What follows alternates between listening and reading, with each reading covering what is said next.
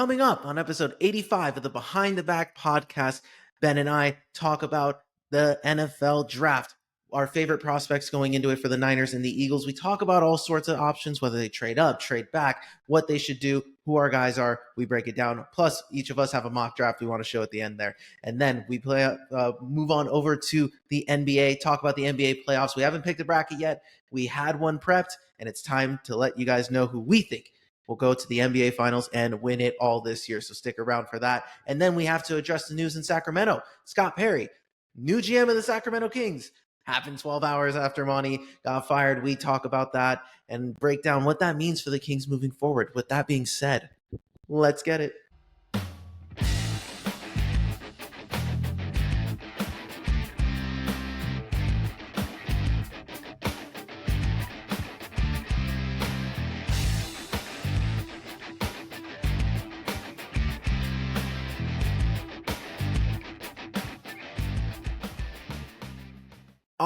All right. Welcome back to another episode of the Behind the Back podcast. We are your hosts. I am Marcos Conan Agrone, and beside me here, as always, is Ben, the Jet.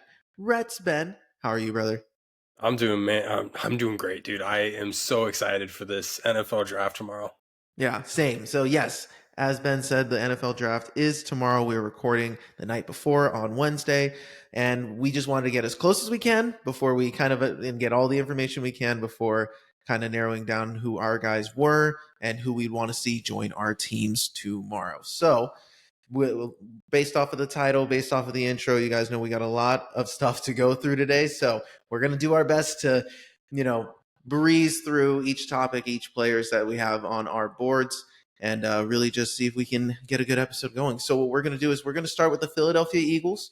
And what we're going to do, basically the same exercise we did a few weeks ago. For those who tuned in, we kind of gave off a few names that we were really interested in going into this draft process. And now we've kind of narrowed down guys who we really like as potential trade up options, as our tier one guys who we would see if we stayed at our pick or maybe traded up just a little, or guys who maybe look like day two guys, our favorite trade back players. Situationally, we're going to talk about a bunch of different situations that could happen for each of our teams because we're kind of in that predicament. So we're going to explore each option and who we'd kind of like to see in those spots. So we'll start with the Philadelphia Eagles. They have the 32nd pick in the NFL draft. Will they stay there is the big question. There's been a lot of talk of Howie Roseman, they're saying, he could trade up if they really wanted one of their guys. But now with all the quarterback movement in terms of will Shedeur Sanders fall and which positions are really going to get taken first is I don't know if the Eagles are actually going to trade up, and now there's been talks of them potentially trading back. And for history's sake, after the Eagles won the 2017 Super Bowl, they actually did just that in the 2018 draft and traded back, and they ended up with Dallas Goedert as their first pick. It only seems poetic now that he is, most likely not going to be on the roster, and we're looking for his replacement in this draft. So the question is, who would be some of my guys to look out for?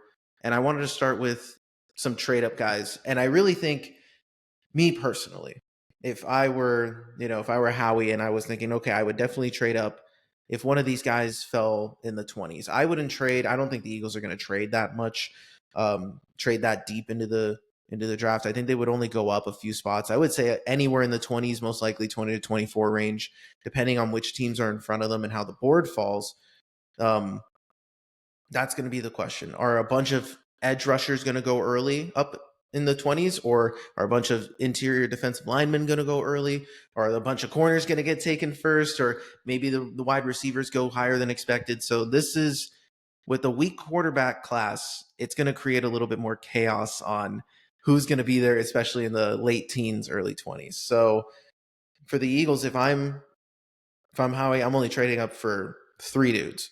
And I think you can trade in the 20s, and these guys will realistically be in that range for you to reach up for. And my first guy is Walter Nolan. We talked about him last time, defensive tackle from Ole Miss, super highly regarded. His only downside, the only reason he's up and down all these draft boards is because there's been rumors about his character and that he's kind of hard to coach. He's been on 6 different teams in the past 7 years, and that's just a matter of him moving, going to different schools and stuff. So he's a character, and I think that was always some concern. But he's one of the most talented defensive players in this draft, and if character concerns are the really only thing holding him back, I wouldn't be surprised if someone tried to take a swing on him earlier.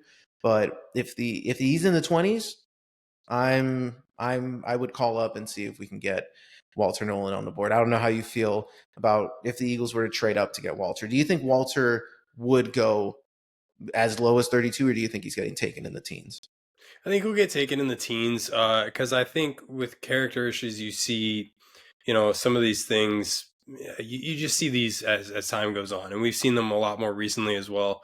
And obviously, the Eagles are one of the teams to realize that character issues are something you can get around. I mean, obviously, with Jalen Carter and his previous issues, obviously the Eagles are still high on him, continue to be high on him. So I think, it's starting to become this. Yeah, it's always going to be a question, but it's kind of put it on the back burner because once you get these guys in your facility and you start to maybe develop them as not just players but as human beings, that kind of goes out the door. So I would not be surprised if he's taken in the teens, but he would be a really solid draft pick for you guys if you did move up and trade to get him. Absolutely. So, yeah, no, Walter Nolan is definitely someone I've had my eye on. Just the him Jalen Carter pairing would be unbelievable. And it's such a cheap price. You get to replace Milton Williams and have to, a potential Jordan Davis replacement early on in this draft. Another player I would trade up for is edge rusher Mikael Williams out of Georgia. He's definitely a guy who's kind of been mocked all over the place. He could go, so I've seen him as high as 10, and he could go back in the 20s as well. If he's in the 20s and guys like Walter Nolan have already been taken, and you're really, and some of those other edge rushers like Mike Green or, Ezraku already gets taken. You got or Shamar Stewart. If some of those guys are off the board and you're really wanting to get an edge and a young edge at that, Mikael Williams is one of the youngest ones in this draft, then, you get a guy. I think for the Eagles, we have kind of undersized edges where, Nolan Smith and Jalen Hunt right now, where we are a little undersized on the edge. And if we want to, I think for the players I really kind of fell in love with this edge class, they were kind of the bigger players, the guys who can be a bit more of a physical presence along the edge, to go with some of the speedier, tougher edge guys we have with Nolan and Jalen. So I really like Mikael Williams in this spot because I think he can fill that role. And because he's so young, he's one of those prospects that you can just, see the ceiling just being higher and higher each and every year. So I really like him too. Yeah, he was high up on my board too. So I fully back that decision. Yeah. So, and then my last guy, and we talked about him last time too, is Malachi Starks, the safety from Georgia. And I think for him, I wouldn't trade up any higher than 24. And I only say 24 because the Minnesota Vikings are a team that could potentially need safety help. So it's one of those teams that if I want to trade with the Packers or the Chargers, who are a couple picks in front of them, to maybe swoop in and make sure that you get your guy. But if Malachi Starks is there, and like I said, if all the defensive linemen get taken early on, you're like, okay, let me go grab the best defensive player remaining in this, class. So let's get that safety and let's lock that up. And I've been high on Starks this whole draft class. I think that he would be a solid addition to this team. But he's also, again, with safeties, it's weird, but this particular safety class is the premium are really just the two best guys up front, with Nicky Mamwari as well being the other. So those two are kind of, a team would probably reach on them knowing that the rest of the safety class is weak if they needed that help. So I really like Malachi Starks here. Love it. So then we move on to just the tier 1 guys. Guys that let's just say we stayed at 32, the Eagles, feeling pretty good, or if they even traded back just a couple spots. So I would say anywhere in the, between 32 to 36, if we were within that range, and we just stayed there. A couple guys, I'm just going to fire off a few names that have been named to us, edge rusher James Pierce Jr. out of Tennessee. I'd be okay with him. Not my favorite prospect in this draft. I see the traits, but I've also seen film where he doesn't provide that the hustle on every single down. It kind of reminds me a little bit of Chase Young, and I'm like, I don't really want to see, my guy just let the play go. So, but If he's there, he has the traits, and maybe in this culture we can get him. So I'm cool with James Pierce. And then Donovan Ezraku, if he's sitting there, if he's somehow at 32, I'm cool with taking him. But he's proven product. He's from Pennsylvania, loves Philly, so that would also be a cool spot to get him too. And then a couple other guys, Derek Harmon, another defensive tackle. If he's been mocked in the mid-20s, so if we miss out on Walter Nolan and want like a Milton Williams replacement, he's a really good replacement as a pass rush defensive tackle, so I like him too. And then it kind of becomes a question of which positions are available, right? So if you're sitting at 32, and it depends on what you're really valuing at this point. Do you want to go corner too? Because then you can get a guy like Trey Amos at that 32 spot, and then you're filling up your second corner spot alongside Quignon on the outside. You can get I believe his name. I want to make sure I get this right. Ravel, the guy from Eastern, Siobhan Ravel, the cornerback from East Carolina. I really like him too. But he's coming off the ACL, so he might be a guy that you're able to get on day 2, day 3, and be able to maximize his value. And then when I talk about some day 2 guys that maybe even just trade back guys like in the 40s, in the 40 to 60s, 70 range. If some guys are on the boards like Nick Scorton, the edge rusher from Texas A&M, he's been mocked to the Eagles a ton of times. They said the Eagles could even take him at 32 as well. I really like him there. And then you can start digging into potential, early on, if you wanted to go tight end, you could do like an Elijah Arroyo here. Mason Taylor might still be around here. And you could even throw a dart at Harold Fannin Jr. if you're looking for one of those tight end replacements for Dallas Goedert. And the question is, there was talks about the Eagles taking a tight end in the first round. I think with this particular class, unless it's Tyler Warren or Colston Loveland, those are a bit too rich. I think the tight end class, you can pick a guy in the second, third round and be happy with the value you get there. But if you're trying to trade up for a Tyler Warner or Colston Loveland, I'm not sure how I would feel about that. It depends on what you're giving up. And I would also wonder if the Eagles would find a way to minimize the draft, like the capital hit, by just including Goddard in that trade straight up, involving him, saying, hey, we'll give you Goddard so we can draft our guy. And then you have a thing. So, and that's the question with the Eagles. They have so many avenues they can go. But I think, for the first couple days, I really want them to attack defense. I'm okay if they end up with an edge, an interior defensive lineman, or a safety with those first 2 picks. And I don't know how they're gonna. I really don't know what the game plan is, because there's so many. The weird part is like the Eagles don't have too many holes, but you'd like to get a quality player, and it's going to be one of those. It's going to be one of these drafts where you're going to have to say, okay, I'm going to have to take, I'm going to have to pick between 3 guys at 3 separate positions that all could make an impact, and I need these guys, but I'm going to have to settle for taking, a corner on day 2 and my edge day 1, or vice versa, depending on who you really like. So that ends kind of my little rant on who I was kind of looking for, some names early on. But, for the Eagles, they have a lot of options. I'm really excited for, some guys that they can take later in this draft. So I'm excited.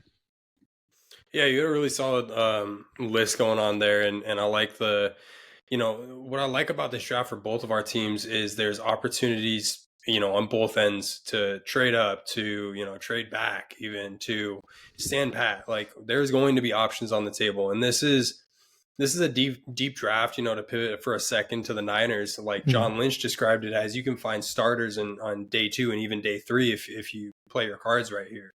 So this is a deep draft in a lot of different areas, but it's going to be interesting to see how day 1 breaks down, because that's going to really lay out the foundation for the rest of this draft and how it plays out. Absolutely. So to kind of just summarize a little bit, like if I just had to pick my guys that I'm really looking out for, like I'm going to be jumping for joy if the Eagles nab them. I did this last year where I was like, I'm cool with any of the corners in this draft. I was like, I'm cool with Quignon, Cooper, and Terry and Arnold, whatever happens. And the Eagles ended up with 2 of those guys. So if the Eagles end up with Walter Nolan, Donovan Ezraku, Malachi Starks. Or honestly, if like it's tough because you could convince me that they drafted one of these offensive linemen and it makes sense. But Michael Williams, but if you're telling me the Eagles trade up and then, grab one of those stars, I'm sitting pretty. But then if, we get those, Nick Scarton or Donovan Ezraku or, Trey Amos, I really like that pick too.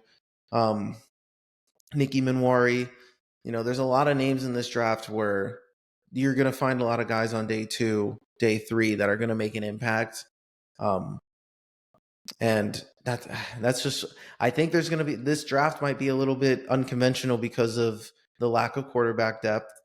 You're going to see a lot of teams trade back and say, hey, let's compile these pick and just pick a bunch of dudes because there's a lot of guys here that can make a difference. So definitely looking out for a few of those names. And we got mock drafts here that we want to show you guys, but we want to kind of just talk about our tiers and really lay out some names we're really looking out for. So for right now, I think that's kind of all I got. I mean, outside of, if you want to talk about like day 3 guys, that it gets really, the bag gets really deep. And we'll kind of touch up on that in the mock draft a little bit. I think, it kind of is the same kind of way for everybody else. You kind of take the top 30 visits, who was there, and say like, okay, these guys, when you get later in those rounds, if one of those guys is available, you're feeling pretty comfortable that your team got to speak with this player, so they know what they're doing when they pick them.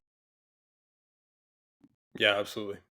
So let's talk about the Niners. Let's talk about some of your guys that you are looking into, whether it's trade up, day 1, day 2, some trade back guys that you have names named off. So go for it, Ben. What we got? So yeah, I'll kick it off by saying anybody who's expecting to trade up in this draft as a Niners fan, the odds that the Niners trade up is pretty low, considering there's really only one guy you should probably trade up for, if you're going to go get him. And no, it's not Ashton Jeanty. As much as I would love to have him on this team, I think it would be reckless to trade up for sure. And if he's available at 11, I'm not even going to say that that's the best option. It would depend on what's around him, as much fun as that would be. But as far as trading up, in my opinion, the only guy you can really trade up for is Abdul Carter. And that's simply because if you were to bookend him with Nicky B, I mean, dude, that's a quarterback's nightmare, and it's immediate. That's a guy you can plug in immediately into your system, and he's hitting the ground running. And not just that, he's going to be learning next to one of the better edge rushers in the game, right? So that is really the only guy in this draft I would trade up for in the early stages, at least in the day 1. We can talk about the Will Campbells. Sure. I there's arguments to be had there. There's arguments for a few of these guys. If, I've seen Travis Hunter kind of been thrown around.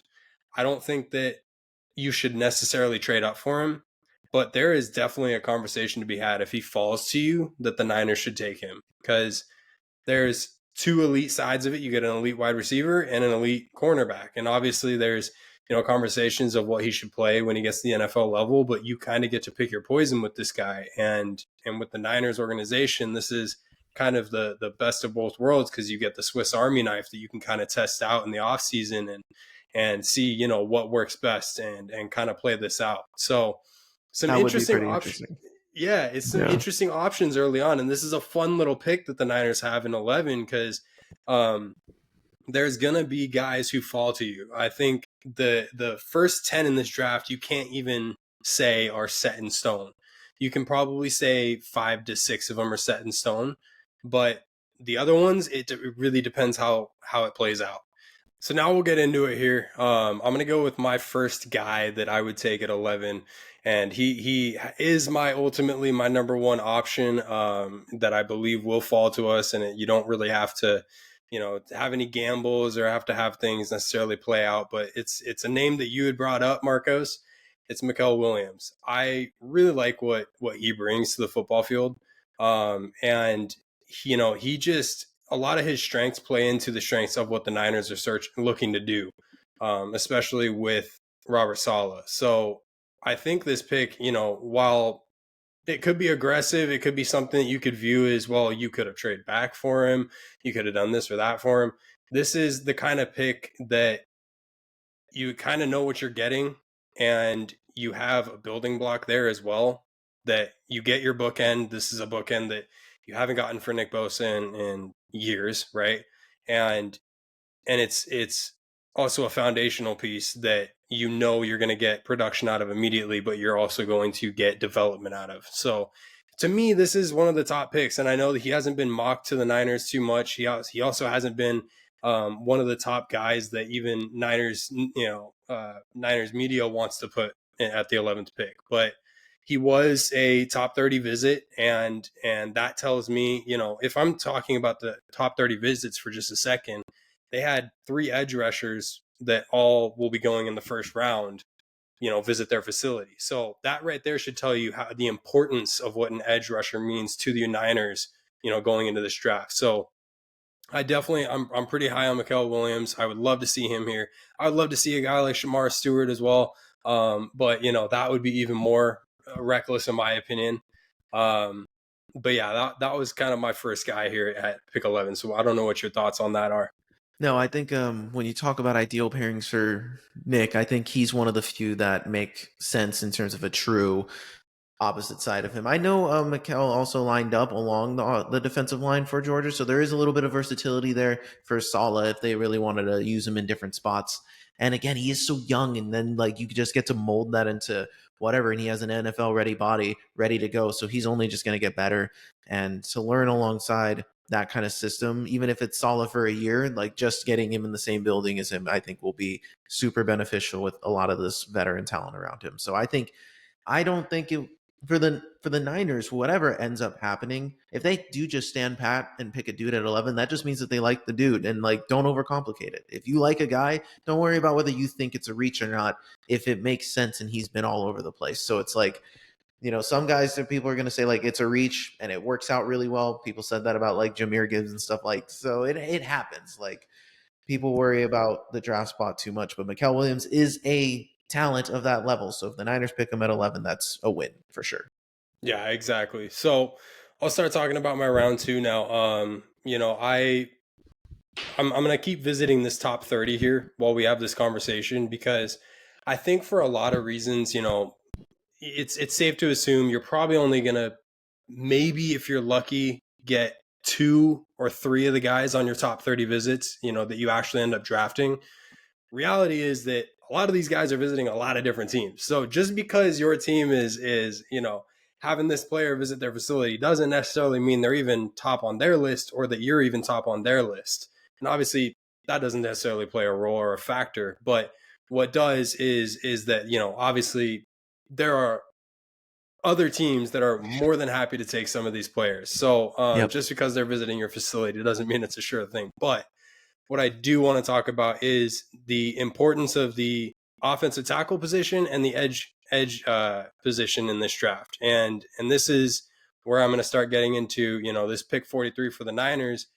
I really think you got to go offensive tackle. And if you're not trading up or trading down, getting a guy like a Josh Simmons, if he were to slide, getting a guy like a Josh Conley Jr. out of Oregon, that would be a really good get.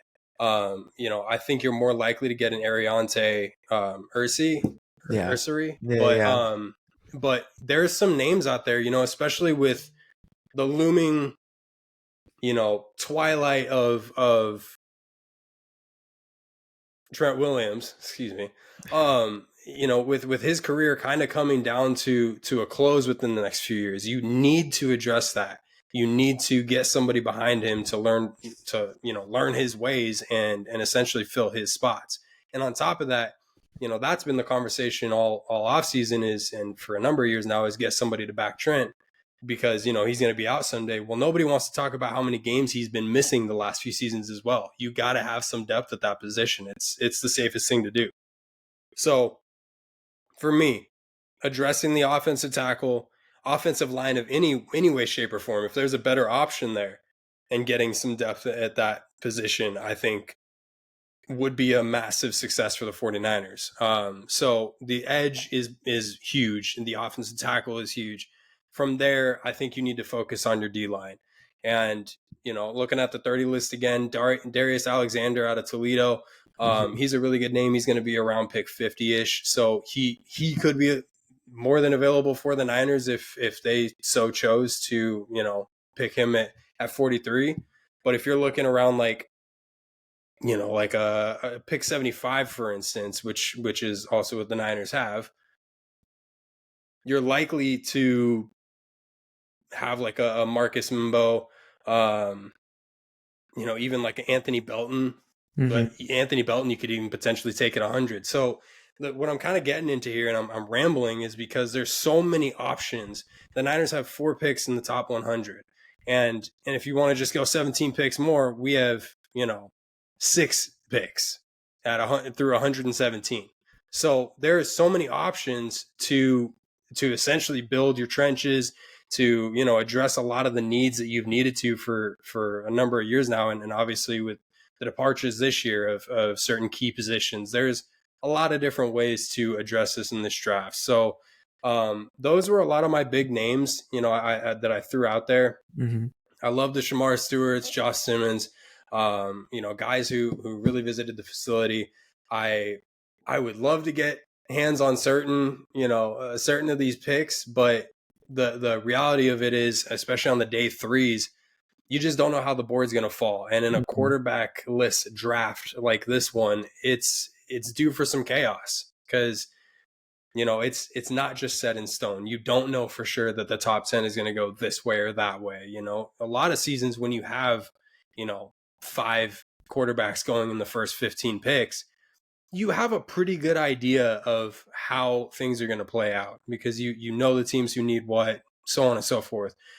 The teams in the top 10 could address their situations a number of different ways.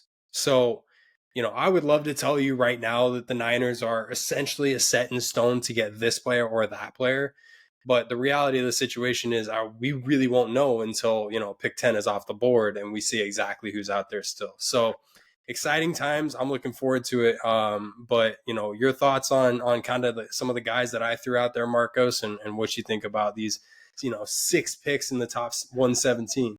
Well, I think for the Niners, this is part of for the fans that really wanted to see the change happen. I do think that this is where the vision needs to be created here. I do think this is a really, really high pressure draft for the Niners. It's the most important in the Shanahan Lynch era by exactly. far. So this is a good chance to have that many picks in that range. Is a great spot to be in because of the guys that we have in this particular draft. And I love the Shamar Stewart. The Shamar Stewart is the ultimate traits guy. He's his relative. They have this advanced stat called relative athletic score that they've been using that tracks back to like the 2000s or so. And Shamar Stewart had the number 1 overall athletic RAS score in his position out of 1,500 dudes. And so he is kind of a one-of-a-kind athlete, but he only had 1.5 sacks in college. But he also had a ton of pressures. So the question is his production lying to you a bit? And do you just want to buy into the traits? I think if, the Niners got a hold of him, there might be a legitimate chance that he could hone his skills, and maybe you guys just unlocked a freak athlete as well. But I think when you talk about like some of when you talk about some of these guys that you can get later on, I liked I like the idea of like getting like a Marcus Mbo. I know he was in both of our buildings. Those top 30 dudes, like you mentioned, I think teams now are taking it more seriously now than ever. It's hard in an age of social media. It's just like everything's so clouded. You can get a bunch of information from anywhere you want, but when you get the guys in the room with you in the building, it makes it a lot easier to build those connections. And you can kind of see a trend with teams and how they like to assemble their players. I do think the Niners are in a prime spot to hit on their picks. They did a good job last year, so you would think that okay, something in their process is working a little bit where they're looking at guys of certain traits, and hopefully they can kind of bring a next crew of guys on board. Because I think whoever you guys draft at 11 is going to be a stud, because that's one of the spots where you can't really go wrong because you're going to have so many options available to you. Let me pitch you another irresponsible option for the Niners, because you talked about Ashton Genty. What about Tyler Warren? I'm not mad at Tyler Warren, and he. Mm, I played with that idea a few times. I really did. But ultimately, like looking around at how I believe things would, play out with the George Kittle contract and everything. I don't know that, you know, especially at 11, I'm not sure that that's the right move. And just as far as trading back or anything like that, I just feel like also considering how the Niners have done business in the draft, in this Shanahan Lynch era, I don't see us taking a tight end like that, Yeah. as early. I would be hyped. I think it would be sick, taking a Tyler Warren. It it really does set you up for years of success. But I also think that you can find, you know, a you can find a Terrence Ferguson later in the draft. You can find a Mhm. Harold Fannin Jr. Like there's guys out there that you will have a pick range that you could get these guys if you're the Niners. So I'm Yeah. not sure that that's the pick, but I wouldn't be mad. I wouldn't be too mad. Yeah, the only reason I brought that up was just for those out there who weren't paying attention. There's talks with George Kittle and his contract and whether he's going to play or whether he's going to resign or typical offseason drama. So I thought I'd put a tight end in there just because. No, yeah, and it offers an interesting, question of if George Kittle is part of the 49ers future, if, long term. Obviously they're trying to figure this out. There was, I'll just get into it for 2 seconds here Mhm. before we move on, but the optional off-season workouts began. That's not OTAs for anybody who's, kind of mixing those up. Those are separate. This is beforehand, so this is just an optional off-season workout. And Brock Purdy showed up, and it was told that that's kind of a inclination that things are going in the right direction as far as the contract negotiations. And we'll get into that more next week probably. But George Kittle did not. Neither did Fred Warner. Well, everyone started reporting, well, maybe they're far apart on their deal, on the negotiations, and maybe there's tension, yada yada.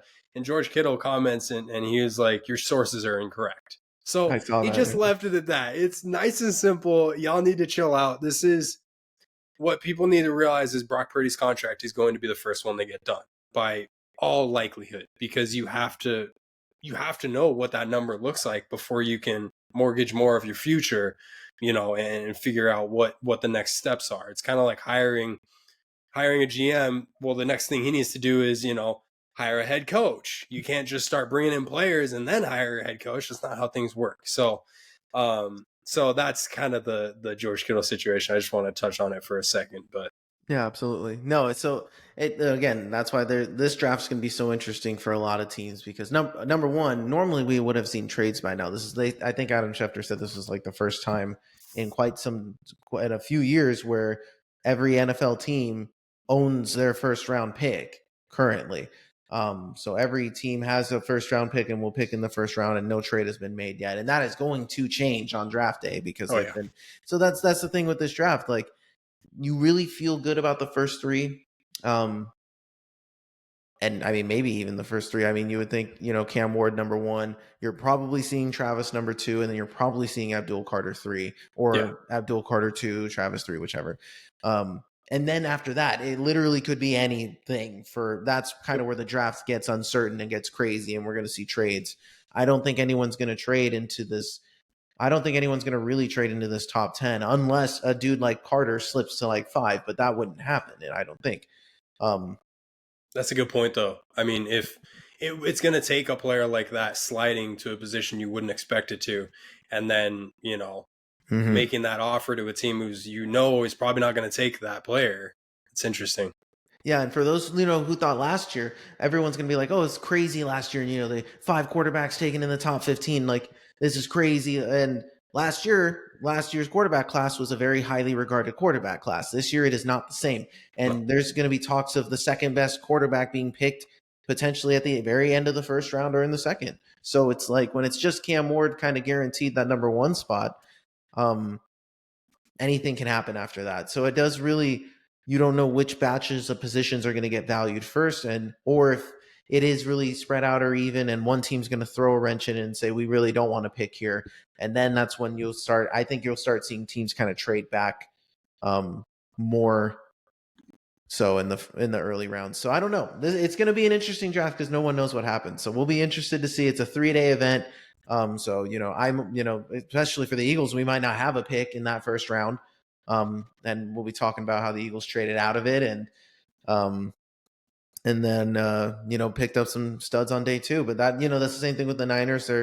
They're in kind of a position where the way like drafting, trading in the draft is weird because a team, if you want to move up even a few spots, you can get a significant amount of capital for even just a few spots. And I think that's something to pay attention to, is how much our team's really going to try and get to move up or trade back. So we're really excited to see that. So any final thoughts before we kind of reveal our mock drafts? I wanted to ask you this one question, and it's, do you anticipate, in your opinion, do you think the Eagles are more likely to trade up or trade back if they were to make a trade? You don't have to say where, for instance, but like, what do you think? I was more confident about this 2 weeks ago. I thought I thought it was more likely that they were going to trade up. And I think the only way they trade up is if one of their dudes is sitting there in the 20s, and I don't know how much more likely that would be than them trading back. But knowing Howie, he's aggressive, and we have a ton of picks, so it also could be like, hey, I can trade up here and then trade back here, and he knows how to finesse some picks. I mean, he had a bunch of trades last year. Well, and I saw something that Howie's made a trade in the draft like every single year, just about. Yeah, especially he's on a nice little streak. He always makes a trade. But my question, that's going to be the question this year, is because if we can trade back and get like multiple seconds and multiple thirds and just draft a bunch of dudes in that range, I mean, like, you would think that would be for what the Eagles are trying to do. Just like the Niners are trying to do, the Eagles are also trying to limit spending where they can. And if you pick up more quality players at better positions, then, in the draft, you're going to have less money to pay. So I think that it would benefit the Eagles to trade back this year. But I also wouldn't be surprised if they trade up. So it doesn't answer your question. So if I'm going to bank on one, I would say this year they trade back.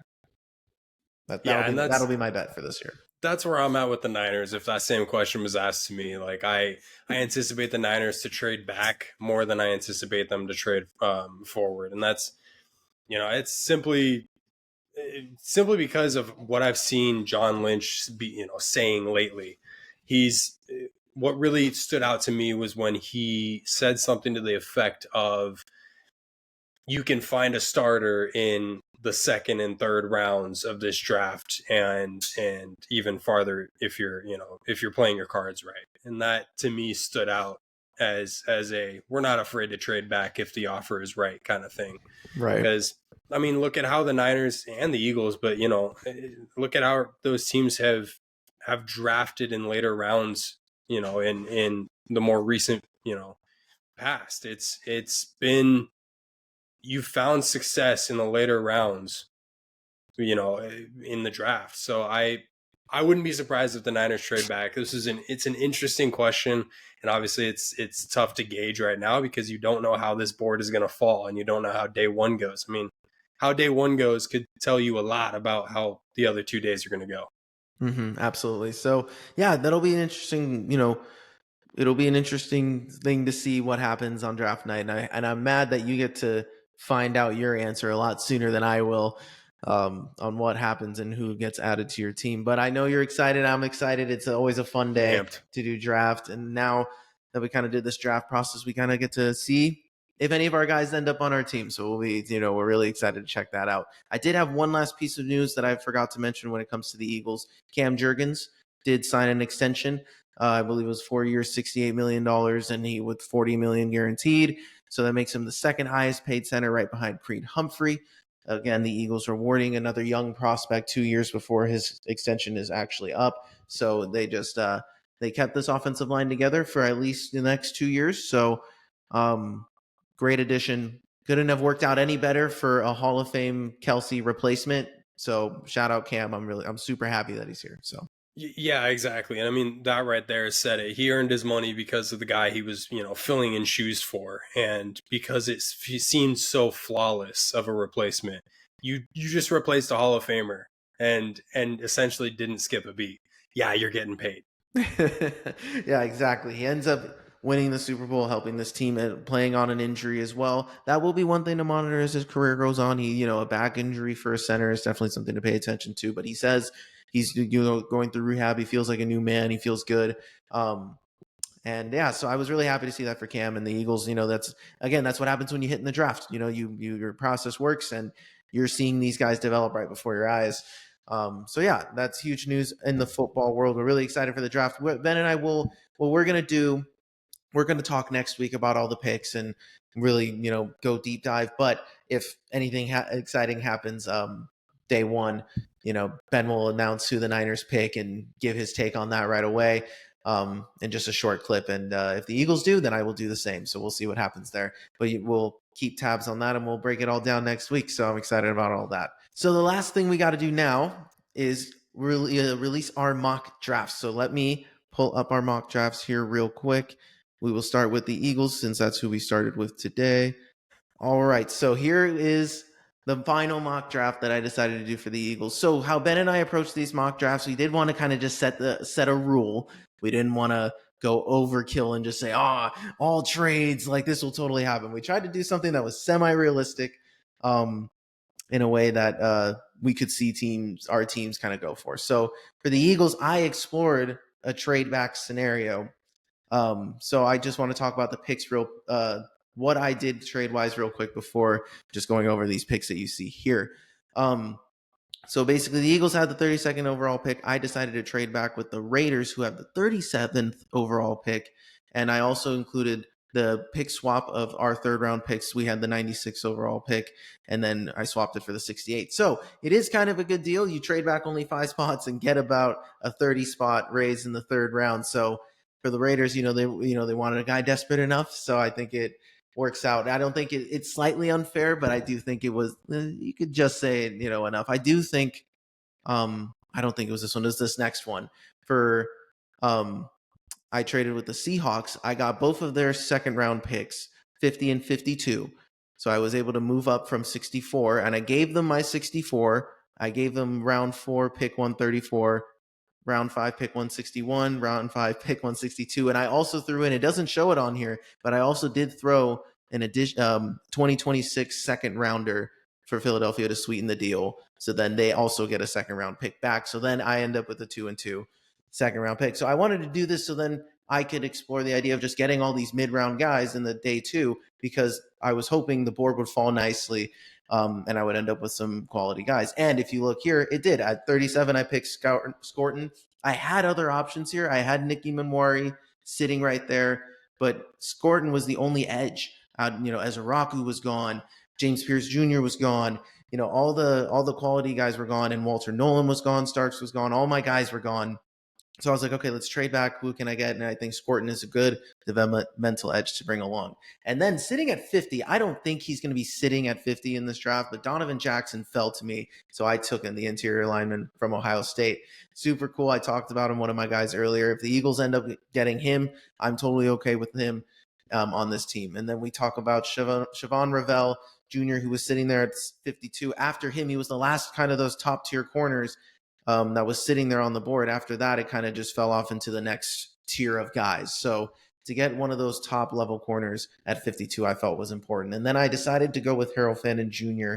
For the tight end, just because I had other options like Arroyo was there too, but I really like Fannin. I think he would be a good fit for this team and what we're trying to do.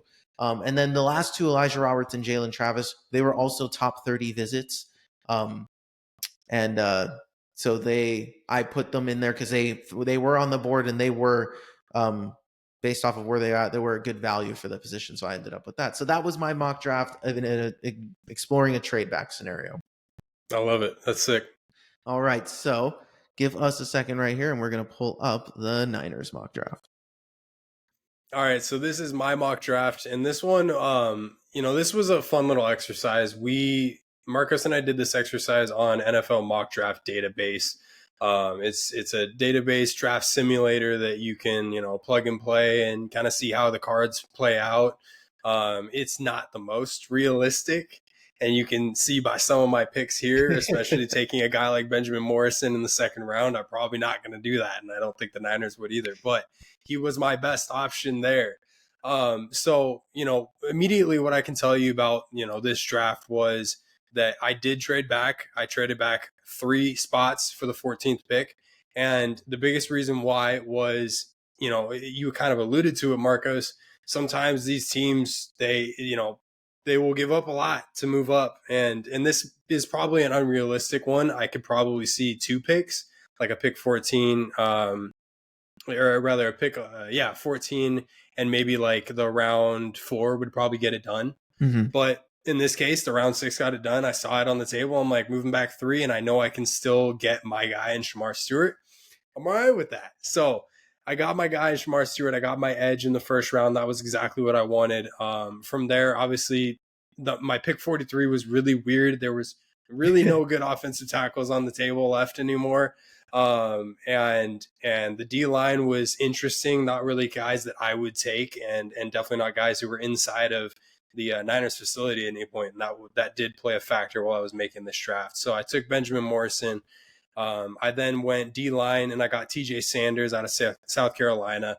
And I do really like him. I like his game, and he's been mocked to the Niners a few times, but that's also if they were potentially moving around and moving in the draft. So the odds that they take him at 75 are probably pretty low. Real quick, I do like TJ Sanders a lot. He was one of those names awesome. in day 2. He's 75 in this mock is crazy because I don't think there's any chance. I think he's like a 50, top exactly. 50 guy. So we'll see. But if the Niners ended up with him, awesome. I love me a TJ Sanders. Yeah, exactly. So then Chris Paul Jr. was another guy I talked about a few weeks ago, and I think I kind of shed some light there for you, Marcos, because you hadn't heard his name. Yeah. But he was also in the Niners facility for the top 30 visit. So I went ahead and got our linebacker to put next to Freddie. And then at pick 113, Marcos, I took Cam Skativo. That's fun, brother. And this was a fun one. I'll touch on Christian McCaffrey for a second, since I touched on Kittle. Christian McCaffrey says he's good. He's feeling really good. He doesn't feel the effects of the injury, and he's essentially good to go. So, with that being said, he's still on the older side of things. I don't think it would hurt you to get a running back in this draft, because I think there's some decent options that you could find in the 3rd round, especially. And I think, a guy like Cam Skativo, if he were to fall to you, is absolutely an option out there. He's an interesting kind of player, because for the sole reason of he's a former Sac State standout. So he's alumni here. He's a Heisman finalist, and he feeds off being overlooked. He's one of those workhorse style players. He fits the mentality of the Niners a lot. He's not the fastest or the strongest, but his mentality can earn him a crucial role on just about any team. And that's something that gets a player in the building for the 49ers. So I took him there. I was happy about that. And then I'll just kind of work my way down real quick. I went interior O-line and then offensive tackle. And then obviously I took Mitchell Evans at tight end. I don't think it would hurt to get a little bit more depth there at tight end. And he's got decent hands. He's got, some blocking ability. Mm-hmm. And yeah, then I just kind of rounded out the rest of my roster with a wide receiver, which I don't think the Niners really need to address at any point throughout this draft. I think you'd be totally fine if you don't even touch a wide receiver. But if one falls to you that seems like you can't really pass it up and it makes sense, sure, I would fully support it. But, aside from that, I took a safety in Craig Woodson just to kind of fill that Talanoa Hufanga hole. And then I went more depth at the linebacker and D-line because, building the trenches never hurts. Look at the Eagles. So that was my 2025, one of my many drafts that I created. No, I love that. No, it was a really cool draft, especially because you had so many guys to choose from. So that was definitely cool to see. So yeah, mine was a little shorter. I was trying to go on guys where I was like, I could see these guys finding their way onto the roster, and if someone got hurt, and they could potentially hop in, and that's think that's the approach where, our teams need to take. But if the Niners end up with as many picks as they do, and pick a lot of guys, that's going to solve. They're going to have a lot of darts to throw, so that'll be very interesting to see. All right, so we are going to move on. That is enough of the mock draft stuff. So good luck to all you fans out there who love, who love the NFL, who are excited for your team to pick a dude. Hopefully, you guys end up with a dude. It's going to be a lot of fun and a lot of craziness. So we'll see which teams get talked about positively tomorrow, who ends up as winners and who ends up as losers. There's always going to be something crazy out of the draft. So we're going to see who's the surprise and who's the disappointing pick. So we'll see. So we're going to move on to the NBA, talk about the NBA playoffs. We have our bracket made. We had it made earlier, we promised you guys, but we definitely wanted to address that and make our picks for the NBA. So with that being said, we will be right back. All right, we are back to talk some NBA playoffs. So Ben and I did a bracket, just like how we did last year. We went through one by one and decided series after series, and we definitely didn't agree on everything, but we came to a conclusion, and we're going to argue, that's going to be the thing. We're going to disagree on a few things, and we're going to be able to talk about that here in a second on how we think playoffs are going to go. Obviously, games are being played right now. I believe the second game of most series are ending tonight. So, the series will be 2 games in for most of these games by the time this is out, but that's okay because we already made our picks beforehand, and we're going to go off of what the knowledge we had going into the playoffs. So we are going to pull up the bracket for y'all to see. And here we go. So we got our bracket up here. Ben, do you want to talk about kind of how we ended up here, or maybe just before we go one by one, how difficult was this bracket for you? I feel like for me personally, this wasn't too difficult. There are some heavy hitting teams in the playoffs, and I think there's definitely a one above all aspect in the Western Conference that kind of stands out. But the Eastern Conference was fun. I think there's some fun matchups all over the association in this playoff. But there's some juicy matchups, and this was kind of a fun exercise just to kind of see, how we expect things to play out. But ultimately, dude, that one above all for the Thunder for me is kind of standing out. Right. And we agreed to this conclusion, but I do believe that there's ways that this bracket gets busted, and I think this is where we did decide on, ultimately the Oklahoma City Thunder and the Cleveland Cavaliers meeting in the finals. We're going to discuss how they get there in a second. But before we do, I really wanted to address something. This year especially, I think we're really noticing how much being in the play-in does to these teams. And kind of, I don't know if the league needs to do just a little bit of something for those. I understand. I kind of had this idea the other day, and I don't know how you feel about this. I think that the play-in is cool only for the time that you're in it, but the second you get into the playoffs, unless you're the Miami Heat made it from the 8th seed in the play-in to the finals, I get that that's a thing, but the significant disadvantage you're put under with the lack of rest, and we're seeing this happen with the Memphis Grizzlies matchup, and I mean to some extent the Cleveland matchup too, but I don't know how I feel. I feel like the play-in now is truly a reward for the number 1 and 2 seeds. If you get the 1st and 2nd seed, you're going to get a week off of rest before you go into the playoffs and play this team. And I don't know if that bugs you. In a way, it kind of bugs me a little bit because it feels like it just makes the first round a little less interesting. Yeah, I totally feel where you're coming from, and I do agree to an extent. But to me, what stands out more is a season like this one where you had 2 teams, in the 9th and 10th spot, in the Dallas Mavericks and the Sacramento Kings, for instance. And, I'm going to talk crap about our team for 2 seconds that had absolutely no right competing for a playoff spot. When you look at, positionally where 7th and 8th were, they were, I don't have it up in front of me, but I feel like it was like 8 or 9 game difference ahead of where the Kings and the Mavericks were. So it wasn't even close.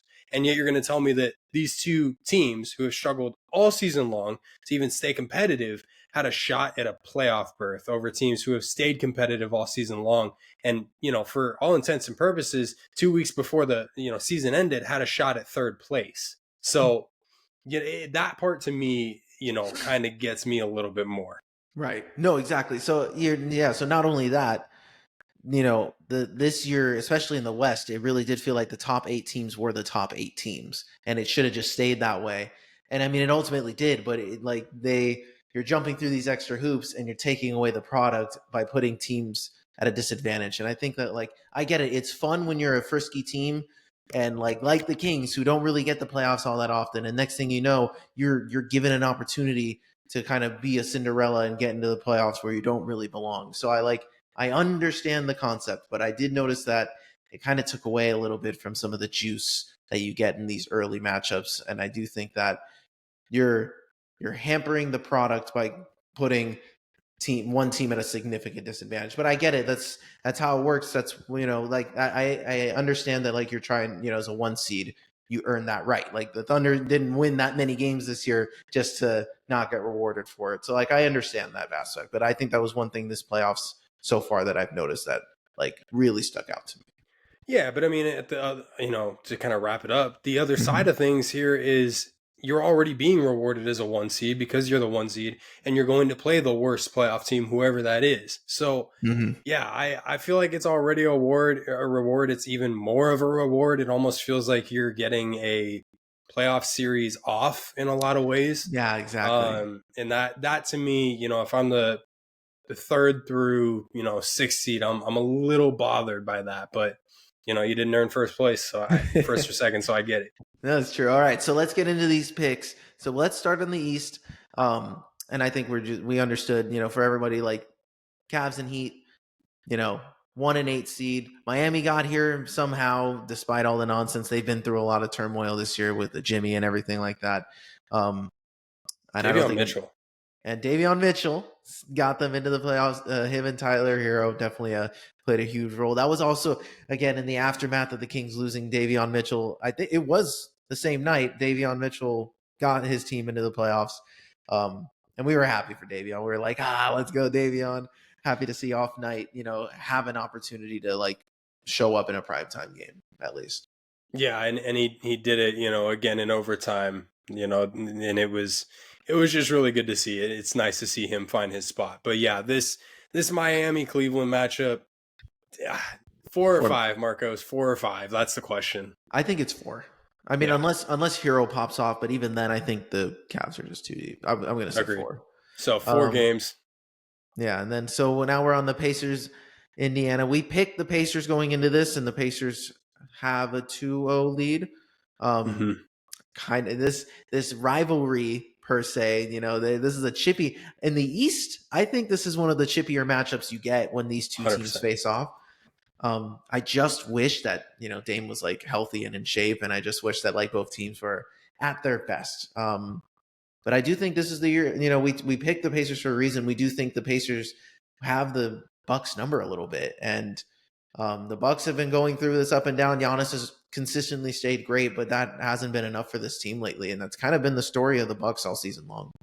Yeah, and when we talked about this matchup, you and I were discussing it and said that the games that Damian Lillard doesn't play, game or games, Indiana has to win it if they want a shot at the series. Because obviously, if you don't win the games that the Bucks don't have Dame, good luck when Dame does come back. But they did; they took care of business, and obviously here we are, Indiana with the 2-0 lead, and looking like they are in control of the series. So yeah, absolutely. So we move on to our next one. This was the most difficult one, and I had talked Ben out of this one. I believe he was like, dude, I like this Pistons team when we talk about the Knicks Pistons team.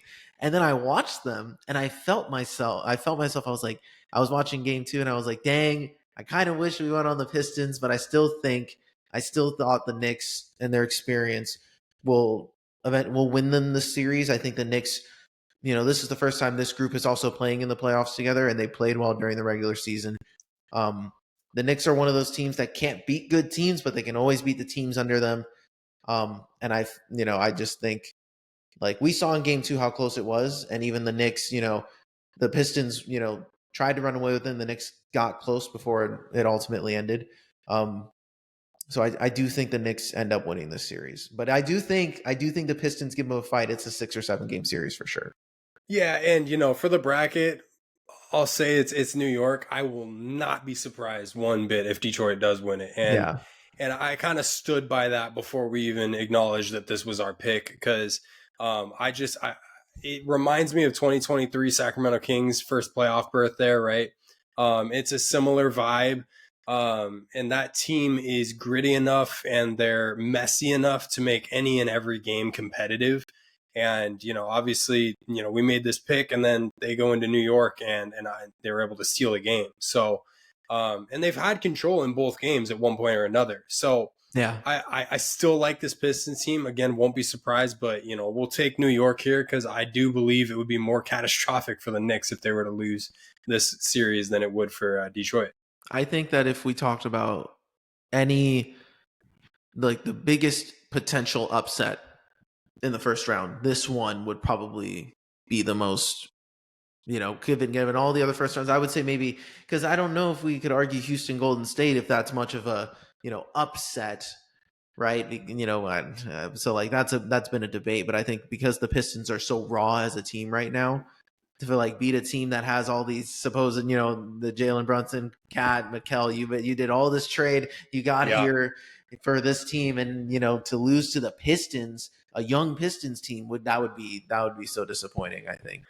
Yeah, and, in my head when you were initially saying that, I'm like, oh no way, it's the Pacers and the Bucks, because the Pacers, yeah, beating Giannis and now a Damian Lillard. But then I think about it, well, the Pacers were in the Eastern Conference Finals last year. Like, and I forget that. Right. So yeah, I do agree with you. I think that this has the writing on the wall as being the most potential for a biggest upset. For sure. So then we finished off with the Magic and the Celtics in that first round. And you going into this, you were pretty high on the Magic. You felt like they had some juice to them. What do you do? What do you think? Going into this matchup initially. I the Magic won the season series against the Celtics 2-1, and in the games that they won, they were fully in control. And I like this Magic team for their height and their strength. For And I sure. think in a lot of different ways they prove to be a matchup nightmare for almost any team.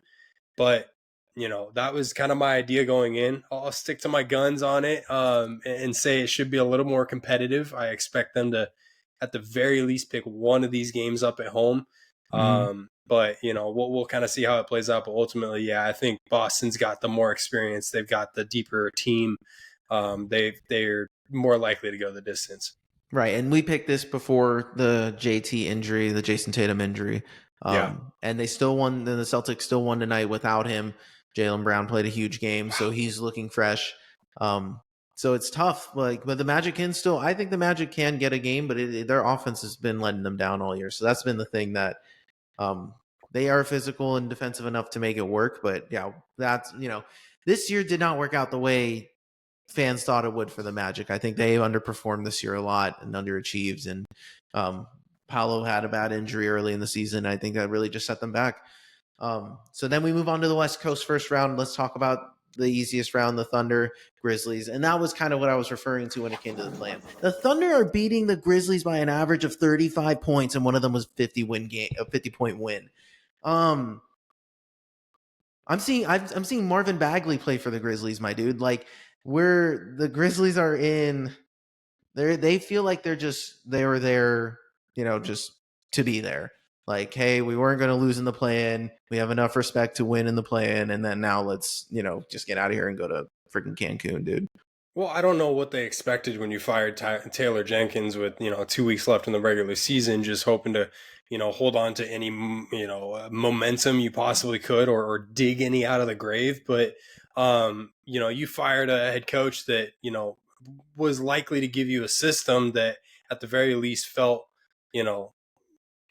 at least something that you can get behind in the playoffs. This Memphis team is playing with just it looks like it looks like pickup basketball in a lot of ways. It's systemless, and it leads to, obviously 50-point losses and Marvin Bagley leading your team in points and rebounds. And it's this Memphis team is, I don't want to say they're in a worse spot than the Sacramento Kings, because I don't think from an organizational standpoint anybody is. But I think that Memphis is in a worse spot because they, squeezed into the playoffs, and now they're getting everything they're just getting ran through by Oklahoma City. So it's a tough spot for them to be in. But you made it to the playoffs. Yeah, exactly. That was the whole point, right? So, Yeah. oh yeah, no, tough spot to be in, but obviously, yeah, we have them in 4. I don't think that was ever going to be an issue. But this next series could very well go 7. The Nuggets and the Clippers. We picked the Clippers. The Clippers were able to take one in Denver. That was a very, both games were very crazy. Came down to the end, but we picked the Clippers. Why for you did you think the Clippers, had the edge in this matchup? Mike Malone. In a lot of ways, firing Mike Malone, I'm not going to say they got worse, but when you're looking for anything in the playoffs, when you're, let me backtrack for a second here. When you're in the playoffs, you need to have something that you can consistently go to, and you need to have some form of, reliability. And Mike Malone was that in a lot of ways for the Denver Nuggets, and especially for a lot of these players. So I think for me, that was a lot of the reason why I took the Clippers in this, because I felt like they've been the more consistent team this year, which is baffling for me to say, because how many times have we ever been able to say that about the Clippers? But they've found that, that momentum at the end of the season. They've found that sustainability throughout the season. And I think that was a lot of the reason why it played into, my decision to take the Clippers in this matchup. Yeah, for me, I would have taken we agreed on the Clippers. I would have taken them as well in general, just because, we're finally getting healthy minutes of Kawhi too. And I do think that he's playing an extended stretch. And that's going to be the question the whole playoffs. But I do think that the Clippers have actually as good of a chance as anybody else in this conference.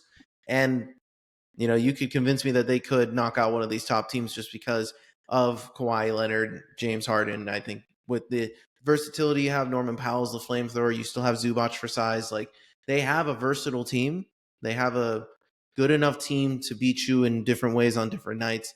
Ty Lue is an excellent coach, and they just have that experience behind them. I think that if they can get a healthy Kawhi, this team will go very deep, and I think they will compete.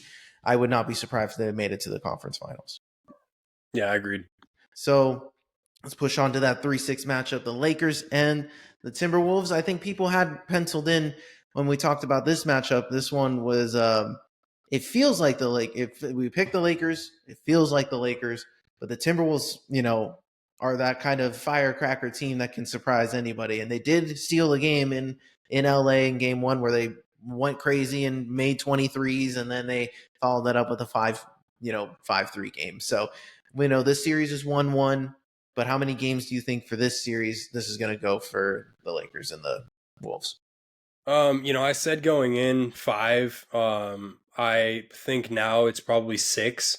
I feel like, game 1 was kind of an oddball in a lot of ways. The Lakers were completely off, and the Timberwolves couldn't miss. I mean, you had Naz Reid making like 6 threes or something crazy, and dude just making everything. So I think in a lot of ways you had to have franchise records in that game 1 that I don't think is sustainable. So I think 6 games for me sounds about right for the Lakers to take this one. Yeah, and I think they're Luka and LeBron are figuring out who needs to do what when in the games. I think that was also established. I think LeBron's trying to coast through as many of these games as he can in terms of like through the first 3 quarters and really just showing up in the fourth and doing his part. And that's what they have to do, and that's what they can do, and that's what they'll do, to sustain. And I think that's, a sustainable method for them. So I think, they're both teams are feeling each other out. Huge that the Wolves got one, but I do think that the Lakers will ultimately win in the end. And then this one was a tough one. This last series, the Rockets and the Warriors. And I think what made this so tough is because Houston has all this spunk and they have the defensive talent around them. They have all the wing depth and the size to bother this Warriors team in a way that they usually get bothered. But the Warriors have Jimmy. Playoff Jimmy has been awesome. And Steph is still Steph. And the Warriors have found ways to win and still make it ugly. So we ultimately went with the Warriors in this one. Do you really just give it to the experience in this one, or did you think from the jump the Warriors would have had it? No, because if I was talking from a skill standpoint and doing like a full team comparison, I would probably take Houston ultimately, but the experience is really what's going to win this matchup, I believe, for the Warriors. This is the Warriors have done first rounds many, many, many times. And this felt very similar to a Kings and Warriors 2 years ago type series where the Rockets felt like they're on the brink of breaking through something, which they're more likely than the Kings to do. But I think that experience that the Warriors have is just going to show as the later games in this series play on. Yeah, and I think with the way the Rockets play, they're going to make every game ugly, and they're not going to make every game fun. It's going to be that, the 95-85. I don't know what the score is. I believe that game, I don't know if it's happening today or if that's tomorrow. For that series? For the next game, yeah. I forget Yeah, which. it's halftime right now. Rockets are up 14. It's 60-46. So that's the thing. Their defense they're at home, so they definitely need to win this game. So if the Rockets, split it, their defense is going to be the thing that keeps them alive in this series, but their lack of offense is going to be the thing that kills them in this series. And if you have a lack of offense against Steph Curry and the Warriors, he can beat you in one game alone. So it's just going to be you ultimately think the Warriors will get it. All right, so we move on to the second round, and then we talk about the Cavs. We're going back to the East. Cavs and Pacers. We ultimately went with the Cavs, but this was going to be a fun series, I think, especially given the state of both of these teams, where everyone is health-wise. I think, you could argue the Pacers have a good shot at it, and this will be the first interesting series that Cleveland will have. But if you're asking me, I'd say it's probably a 6-game series. And I think Cleveland takes care of business. It's going to be gritty, some back and forth. Tyrese will probably have one good game, and then everyone else. Donovan's going to explode for 50 in 2 of these games, and we'll be okay. So that's just probably how it's going to go. Well, did you know that Tyrese Halliburton is the most overrated player voted on by the players this year? I had to point that out. Yeah, he pointed it out to Dame too, or someone else too, the other day when they played the Bucks. He's like, you voted me on the most overrated player. I was like, all right, that's tough. But yeah, I did see that. Think, was funny. Yeah, I think 6 games is right. I think the Pacers are likely to get 2 in this. And it might even be early on, but I just feel like they've got that it factor this year that at the very least should take them to the Eastern Conference Finals. Yeah, I think Cleveland, especially given all the drama surrounding the West, I do think Cleveland has been that team that has kind of taken like a Denver Nuggets, like grow each and every year kind of vibe for them, where they've been. This team has been building. Donovan's been there for a few years now. They've been pairing him with Garland. This year really clicked, and then they have all this depth around them. They have great bench play with Ty Jerome. Like they kind of have what it takes to win a title this year. So I do think that Cleveland, this is kind of the year where they really could steal one, especially from a team like Boston. But we'll talk about that later. Moving on, but we'll talk about Boston and the Knicks when they do end up in this series. I don't think I think the Knicks survive a tough matchup against a scrappy young Pistons team, but against the reigning champs, you think it's a 4-game? I do. I really do. I think this is a sweep. I don't believe in this Knicks team. I thought they were crap all season long. I know where it's been, but I just like that cat trade to me completely broke what they were building, and I don't know how or why, but to me, bro, this isn't the same Knicks team, and this Boston team is going to run through the Knicks. So let me give you something to back up your point. Against the Knicks were 4th seed. Against the 3 seeds above them, They won a total of 0 games against them. Yeah, They went see, 0-12 against the teams above them in the standings. That was the story all year. They could not beat a good team if their life depended on that's it. So crazy. that is where we think you're saying 4-0 is not actually that crazy. I do think the Knicks will rally and get one, but I do think it is a Fair. 5-game series. I think they're outmatched. Even if JT was hurt, I think they're outmatched. I think the Boston Celtics have entered a level where they kind of are made for the playoffs and they know what to do to get to the finals. So I do think that um, JT will be healthy by the time the series begins, and it'll be a quick one. Do we know what JT's timetable looks They like? I they haven't seen anything. they said he was going to miss today. It wasn't anything crazy. So like he's Okay. going to be back. I don't know if I think he'll be back later this series if it calls for it. But I think It's an ankle, right? yeah. But I also think that yeah, they said that. I mean, given to how tonight went, they probably will maybe be a little bit more cautious, thinking they can beat this Orlando team without him. They can. Yeah, they can. I would. So we move on to the West in the second round. So this is the one that I think, for me personally, led to the biggest disagreement. But I did budge. So here we talk about the OKC Thunder and the Clippers in the second round is what we have it. So I want you, real quick, to make your case for the Thunder, and then I'm going to tell you why I thought the Clippers had a legitimate chance to win in this series. So what ultimately pushed us over the edge for the Thunder? The Thunder have Tell me the stats. they have that it factor that I just talked about with Cleveland, but on top of that, Marcos, you know what the season series was this year? 4-0 Thunder. And that the Clippers were fully healthy in 3 of those matchups. So I'm looking at this Thunder team and I'm seeing what they're doing to Memphis. That's even without, SGA necessarily getting every single call that he has throughout the regular season. In my opinion, if you're matching up Harden and Kawhi against, Shai Gilgeous-Alexander, you can argue in the regular season that it would be a free throw battle. In this case, I think the skill is what's going to show the most. And I think a guy like Kawhi is going to make a lot of noise. But I think overall, this OKC team is going to pull together as the better team and find a way to win that series. I think it'll be a really close series. I think it'll be 6 or 7 games. Yeah, I think you could convince me that the Thunder could, that it would be a 7-game series. But I do agree. Like, okay, so we talk, what ultimately wins you over the edge is, the part that I don't like about the Thunder hype is my argument for why I don't like the play-in, because the Thunder are playing a team that's a shell of themselves, that's worn out, that doesn't even want to freaking be there. So they're just playing a team that's already on its way out. And the Thunder, Shea hasn't been playing that great, and yet they're still winning by this much. I don't know, for me, if that, like, when you match up against a legitimate team, like I get in the regular season, they did sweep the series. That's not nothing. But I do think once you get into a playoff game with a guy like Kawhi Leonard, with James Harden, with this team, this Clippers team that has tons of playoff experience. And yes, not the most success because of injuries and things like that. But I do think that,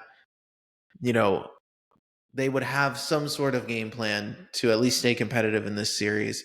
But the Thunder have been having the historic season. They have the historic point differential. They have all these things going for them. Um, and maybe they're going to be like the Eagles of the season, where they are just the best team in the league, and they have been the best team in the league the whole time with the best collection of players, and they will just end up winning the whole thing. That is totally, they did a great job building a roster that's 12 men deep. Like Yeah. they can impose your will on anyone, and that is ultimately why OKC, we did give the edge to, but I would not be surprised if the Clippers did pull off an upset on them in round 2, just because the Clippers would be able to provide that actual first punch in the mouth that OKC will need to, they haven't, will they have learned how to respond to that from last year? And if they, I don't know if the rest of their guys can do it. That'll be the question for me.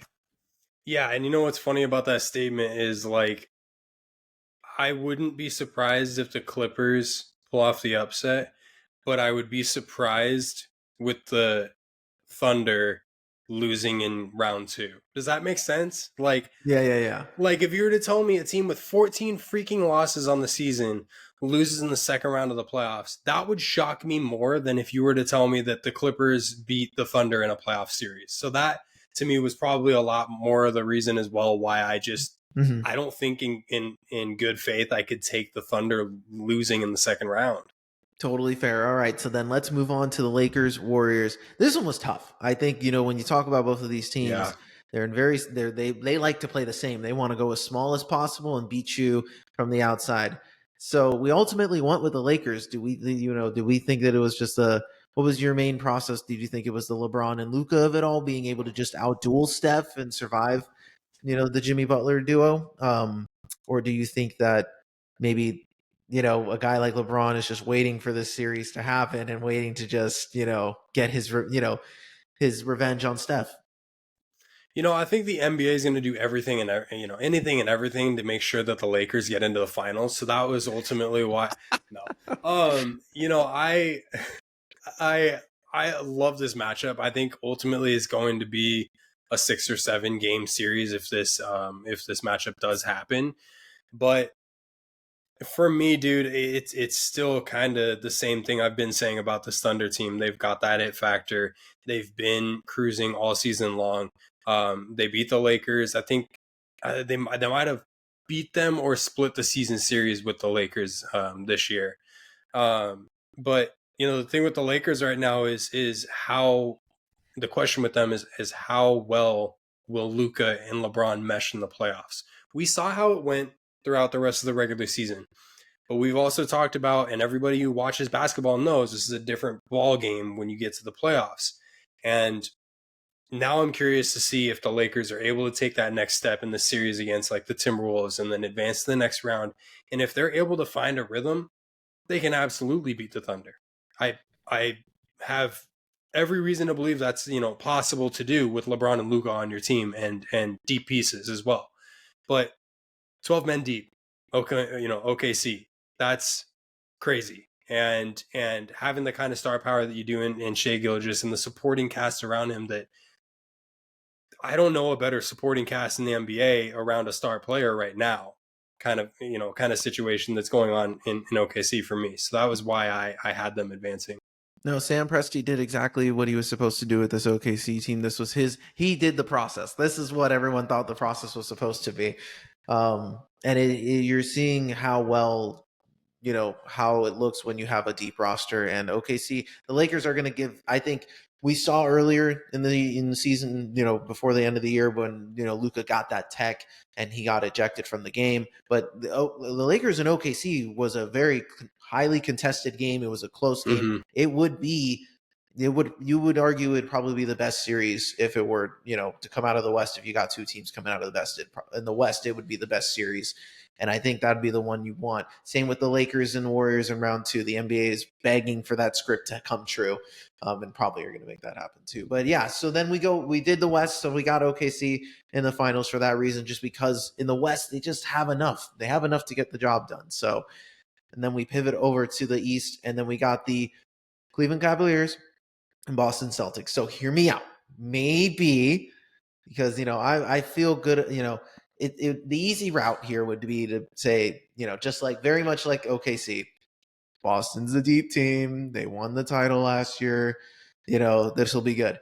But Cleveland, man, they were consistent all year long, just as deep, have just as good star power, and have and Kenny Atkinson has been a revelation for them as a coach this year, and I think they have what it takes to beat the Celtics. And I do think that, and you question how healthy guys are going to be. Can Donovan stay healthy the whole time? Will JT and Jalen stay healthy the whole time? So by this point in the conference finals, who knows how it's actually going to be, how both of these teams are going to be by that point. But assuming everyone's healthy, if it's both teams healthy, I mean, I think this is a 50-50 shot. I think this can go 7 for sure. Yeah, I think it's absolutely 7 worthy. For me, this pick came down to faith, and I feel like this Cleveland team, this year's got a little bit more to prove than Boston. Obviously, Boston coming off last year, and how well they did. Obviously the cards are set for them to run it back, right? They have every reason why they can and want to make it to the finals. But I just think this Cleveland team has a little bit more to prove. They want to get back to the chip. They haven't been to since Braun's departure. So I just feel like they've got more to play for in this series than Boston does. And call me crazy for thinking that. I'm not saying that Boston's going into the series like, yeah, if we lose, it's fine. No, they absolutely want to win it. But I'm just saying, like, Cleveland is really pulling to make it to the finals this year because they believe this is the shot for this team and for this roster. Absolutely. And then so basically, will that be enough? And we don't think it will be. We ultimately think they run into the buzzsaw in the finals. But, for both of these teams, not for Cleveland, because obviously with Braun they won, but for this iteration of the Cavs, this will have been their first time making it that deep. In the Donovan Mitchell era, they struggled to make it past the second round. So this would have been, the farthest that they've gotten. And OKC, same thing. They got knocked out in the second round last year by Luka. So it'll be one of those things that for both of these teams, it's going to be a very interesting finals. It's going to be a test of, who is ready to go. And that's where we think a team that's just a little bit deeper, who has the MVP, who has the more consistent defenders around them. They're very equally designed, but the Thunder are just a little bit more deep, I think. Yeah, that was what it came down to for me was the depth chart. This OKC team is beautifully constructed. I mean, this is generationally constructed. This is one of the best team constructions we've seen in a number of years. And I really think this is the year for the Thunder to go and win it all. And if they don't win it all, I'm not going to say it's a catastrophic failure, but it'll be pretty hard on that organization knowing all the noise that they made this season and kind of the hopes going into the season as well. So I think Thunder win this one. I think you see with a lot of the young teams where, especially with OKC, I think that it would be disappointing if they didn't make it past the second round. I think if they made it to the conference finals and LeBron and Luka somehow pulled magic out of their bag, then, you wouldn't be like, dang, like there's no way, because when that trade happened and how well they've been playing, people thought they can reach this point too. So it's not like they would have been right. It would have been it wouldn't have been like a huge upset. So for OKC, if the Clippers prediction happens and they get upset, that's going to be a catastrophic failure for how big of a season they had. But same thing for Cleveland too. Like the expectations are there now. Like you guys have to progressively take more steps in this league. And in a year where, if it really is just the Celtics as like the true only juggernaut, like anyone has a good shot in this field to, make some noise and win one that people weren't really expecting. So we'll see. Yeah, I do really like this playoff bracket in the sense of it doesn't seem like there's, three juggernauts and that's it. It feels like there's really the one juggernaut in OKC, and then there's a bunch of really good teams. And you can, start leveling them from there and saying this team's better than that team and so on and so forth. But you start to have those conversations, and it doesn't just start with the top three teams and then we can talk about all these other teams. It starts with the second and the third and the fourth, and you have to really plan these out and talk about these matchups and each of these teams, because there's ballers on each side. There's great team building on a lot of these teams. There's this is a good matchup, and this is a good playoff field this year. I really like how this came together.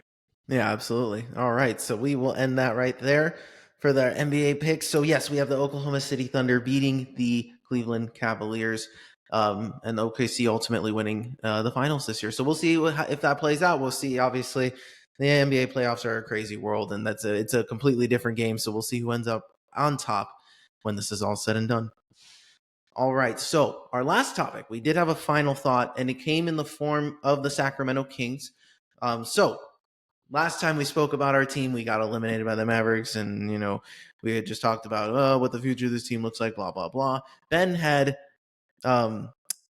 teased a little bit that he knew he's like, I kind of expect what the first move's going to be. And then an hour after we finish recording, we find out that Monte Mcnair, GM, has been let go by the Kings. And not only that, 12 hours later, we find out that the replacement, Scott Barry, has been announced. So the new Sacramento Kings GM is Scott Barry, former GM of the New York Knicks. Also had a 3-month stint here in Sacramento. Before becoming the Knicks guy, and he also had work as a GM for the Pistons as well. He is very well respected in the league, has been around the league a lot. 25 years. 25 years. So, is this somebody who has an idea of how the league works, and, maybe who knows what he's doing, but he is kind of a personality. So and he did have his initial opening press conference today, and we kind of want to touch on a few topics there. So Ben, Scott Barry, how you feeling? What's the initial feeling with this pick? So to be honest with you, let me start by saying I was frustrated with myself for not just saying what I wanted to say as the first thing, because I did expect Monty to get fired and for a replacement to not necessarily be named, but to start planning for that. So I'm frustrated that I didn't say that because I can't say that I told you so. But what I can say is I'm frustrated with the way this went down because you allowed Monte Mcnair to trade De'Aaron Fox before, bringing a guy like Scott Perry in, who I personally believe, considering all the relationships he has around the league, considering all the history and just how much he's, had a hand in so many different organizations, I believe he could have gotten a better package than what we got for De'Aaron Fox, when we moved him at the trade deadline. So I'm a little frustrated that ownership allowed that to happen. I'm confused by the way the ownership went about doing this because obviously this wasn't a 12-hour hiring process. This had been in the works. There's no way in hell that you fire Monty and go, all right, who can we go get? Oh, Scott Perry, come on down. No. This was in the works for weeks. And they asked him about that at his presser today. It kind of alluding to it is, saying how long were these negotiations going on? And he said, well, I'll kind of paraphrase. He essentially alluded back to 2017 when he was here for 3 months. He said he had like a 3-month interview with the team. So that's the only negative part of this that I truly have right now. I enjoyed everything he said, and we'll kind of break that down here in a minute. But I do like Scott. I think that Scott is probably the best GM to roll into Sacramento in a number of years. He's got he's got years of experience. He's got a lot on his resume. And I think he's got an opportunity here in Sacramento to establish a team for his own kind of thing.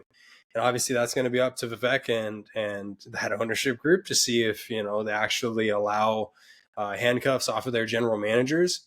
But ultimately, let's get into this presser. So he had his presser today, talked to the media for the first time since being hired. They asked him about the head coaching position. Yes. And he says he plans to have the head coach figured out in a week or two. He says, Scott Perry says his phone has been ringing nonstop for the head coaching position. And he continued to say he likes Doug a lot. And a lot of the good things that Scott had to say throughout this presser today, it really aligned with everything that Doug believes in as a head coach and as a human being as well. So I wouldn't be surprised if the head coaching position is taken by ours truly, Doug Christie. But it's interesting to see because the first move should be hiring that head coach. It's nice to see he's willing to eat a quick timeline to get this figured out quick.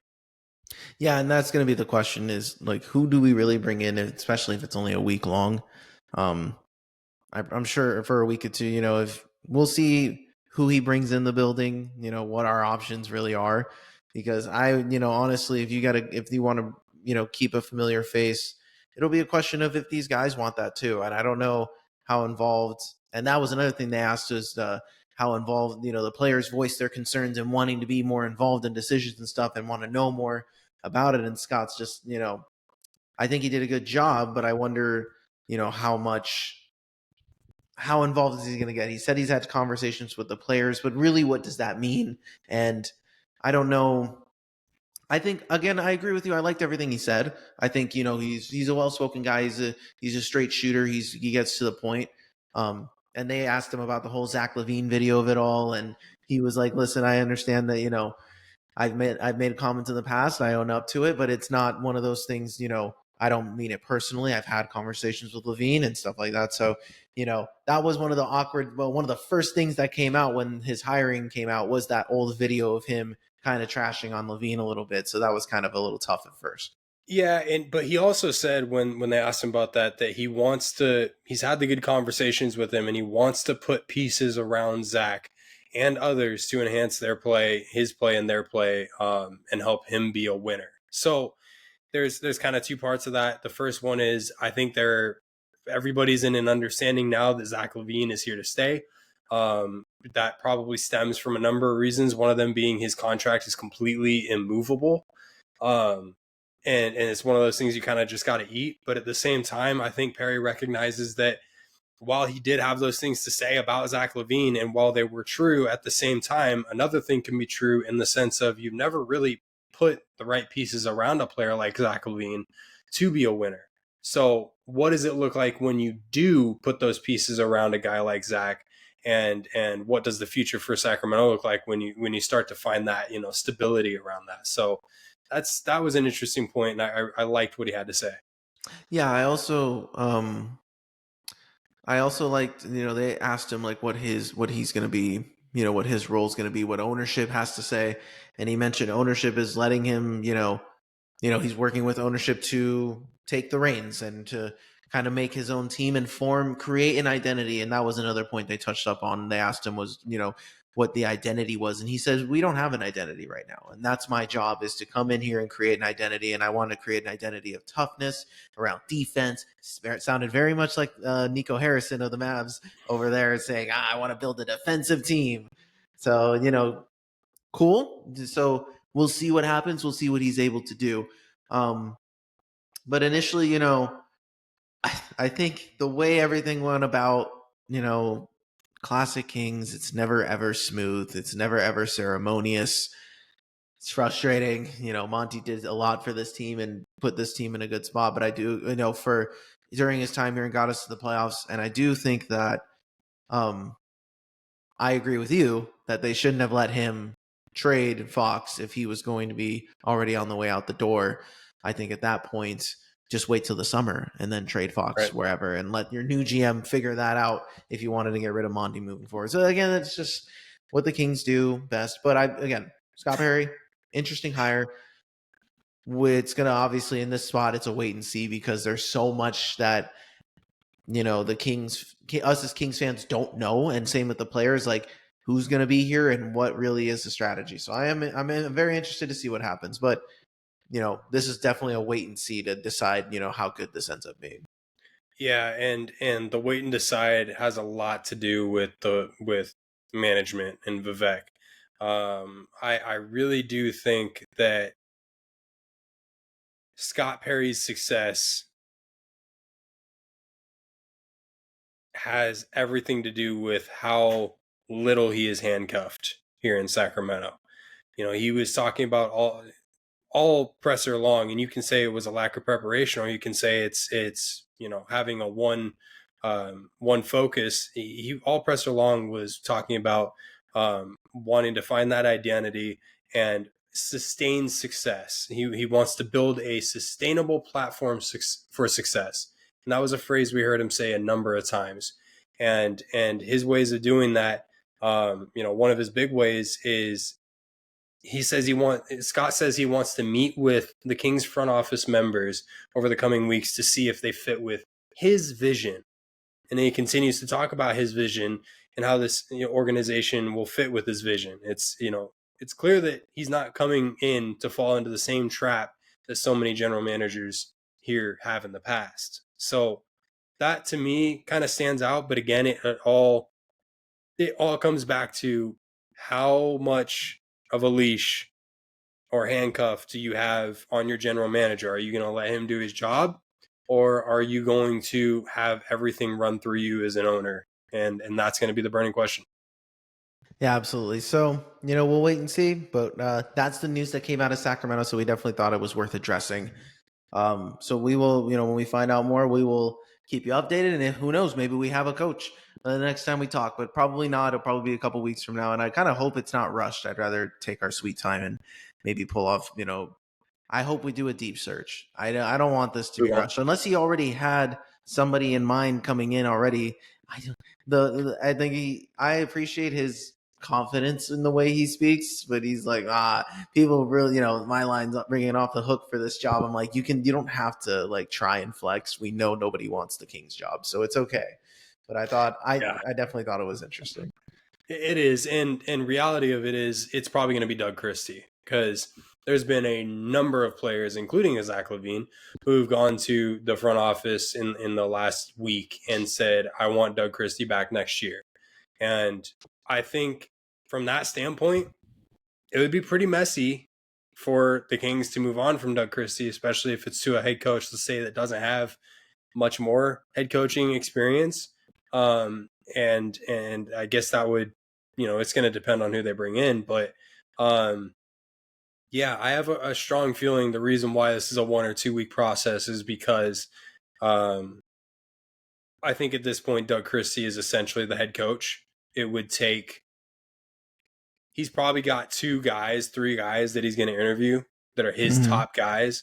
And if they don't align with what, the organization and his identity and whatever his vision wants to go, then he'll just move forward with Doug as the organization wants to. But we'll see. That's just kind of my take on the whole thing. I think when you have such a small timeline, it probably means you already have a guy in place. That's a good point. And definitely begs the question, because I definitely know we've been on the record saying that we didn't think Doug Christie was going to come back. Sure. But so it'll be interesting to see. But if the players want him back, and maybe, you get better assistants in the offseason that can help you create a legitimate NBA offense over the offseason, that would be ideal. And, it starts with getting a point guard in the building too. So there's a lot of work to be done. And, but again, it starts to, we'll see what announcements come out in the coming weeks for Sacramento. Yes, sir. All right. Any final thoughts before we head out here? No, let's get out of here. All right. This was an epic pod. Thank you guys for sticking around. This was episode 85 of the Behind the Back podcast. You can hit us up at behindthebackpod13@gmail.com. Hit us up on any of our social medias that are located up above. For all of you who stuck around on video and got to see our mock drafts and our bracket and how that was, for all you audio listeners out there, the links to the descriptions are down below. But if you come check us out on YouTube or on Spotify, we have the videos up there too. You'll be able to see our brackets, even though we told you everything. But just in case, it's a prettier experience, we think. So please give us a like, subscribe, rate, review, follow the show. Leave your comments on who you guys think the Niners and the Eagles will draft, or give your takes on who your favorite players on, and see if they end up on any of your teams, and who you guys think will make it all the way to the NBA Finals this year. So my name is Marcos Conan-Negron. Beside me here, as always, is Benny the Jet Reds. All right, y'all. We love you. We will talk to you next week. Peace.